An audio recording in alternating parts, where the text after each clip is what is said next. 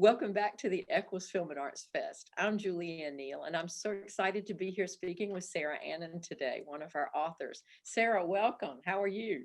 Well, I'm doing all right. There, it's Good, a good. long warm fall in New Mexico, but we're surviving.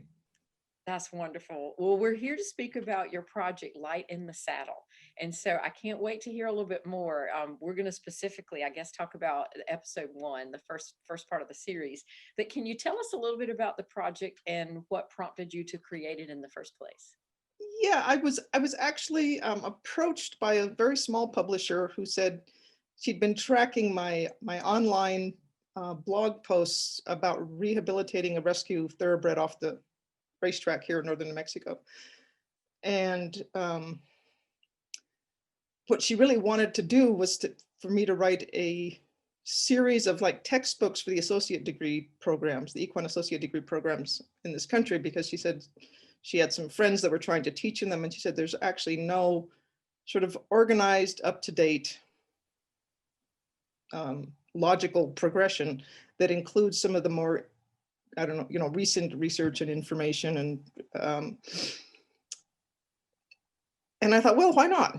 I should do this, right? So we sat down, and it took, if you've ever done books, especially a series of training, it took forever to figure out, how to organize it and what to put in which volume. And we finally got that organized, got the contract done, and she disappeared. I don't, it was like Well, emails and telephone calls and letters all came back. And thankfully the contract had a clause that said if there was no communication for more than 10 days, then it was void. hmm. And so I was terribly distraught for, yeah. Well, I don't, she was a very small publisher just starting out. I don't know if some kind of personal trauma or who knows what happened. And so, of course, my immediate response was to have a complete meltdown and feel very sorry for myself. Oh, And then I suddenly sat up and went, I'm just going to e-publish. I'm going to put these out as ebooks. And I've done the work and it's time to get them out there. mm, And discovered that promoting oneself is really an interesting challenge. mhm. But I still got two more books that I'm working on, which are the sort of the high school graduate level and then the troubleshooting.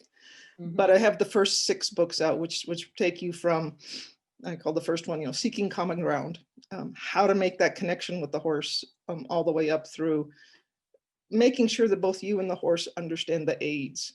And the manuscript that I sent into Lisa was about developing, first off, your own body awareness and your own independent aids, and then making sure that you and the horse agree on what they mean. One of my frustrations, I learned to ride from books because there was no real education in Santa Fe, New Mexico when I was a kid. And when somebody would say, use your legs, my question was, well, what do you mean? How? What is this? And I love science and I love anatomy and I love all that stuff. So I sat down and began to really work on how to explain, especially to the younger generation, because some of the kids that would come for lessons, they had grown up in a car seat and then in front of a video thing. And I'm like, how do I get these kids aware enough of their body to stay on the horse? Right. And so I ended up, there's exercises for the horse, there's exercises for the human, there's some theory in there of why it works. And there's the, and I think the next question was, what am I proudest of? And it's Yes. being able to explain this in a way that supports this humane interaction and communication with the horse. Another one of my personal distresses is that, like, excellence in horsemanship and humane treatment of horses seem to be in conflict right now. And I became interested in dressage because I had one of the little Spanish colonial horses. And I was about 19, I guess, and he was a little stallion. I got him off the range. They roped him and tied him to a post and left him there for a couple of days. And then they said, he might draw it up, but you can come get him because he was dehydrated. But it turned out that he could do all of the airs above the ground. He could do the tierra-tierre. And, you know, and I had just thought that I wanted a trail horse. I wanted a horse that I could go out and gallop around, but he began to offer me Wow. movements that I had to figure out how to ride. Wow. And, you know, it turned into this whole fascination with history and with horsemanship and with really, really appreciating the horse as the schoolmaster. You know, I learned more from that horse about how to ride, how to be a human being, and what's possible on horseback than I ever could have learned from another person.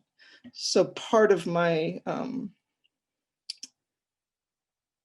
I don't know, motivation for doing this is to really encourage people to work with their horse, to be aware. I also have some really serious neurological issues. I had a head injury when I was little, and I have an AV malformation in my head that interferes with using my right side of my body.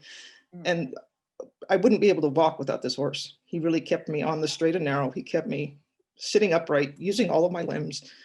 And it was a, you know, it was a truly extraordinary experience. And I really want to encourage people to meet the horse as an equal partner Mhm. and to bridge that enormous gap between the ways that we perceive the world, because, you know, our human brains play tricks on us.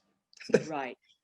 Well, I'm going to love reading about that connection that you've made between yourself and the horse, but also I love the connection that you're making with our young people today. And to have something, a resource like this as a textbook series, I just can't even imagine. That's going to be huge. So whichever college, university program Yes, picks that we'll up, hope that they read this, yeah, they listen to this, and I get some yeah, marketing out there. absolutely. Because, Well, thank you for speaking with us about it. I think this is the first step. So we'll great, get it to as many people as we can. So if somebody wonderful. did want to reach out to you, what is your or do you have social media available? They can look up the Yes, book. I'm on Facebook, Light in the Saddle. I have a WordPress blog, which is sarahannon.wordpress.blog or .com. Mhm. And both of those have a name and an address, I mean, a telephone number and an address. So you can track me down. Awesome. Well, I Great. hope a bunch of people do. Thank you. Thank you so much, Sarah. And maybe next year when we're all back together for a live event, you'll have to come. Yes, yes, that would be great.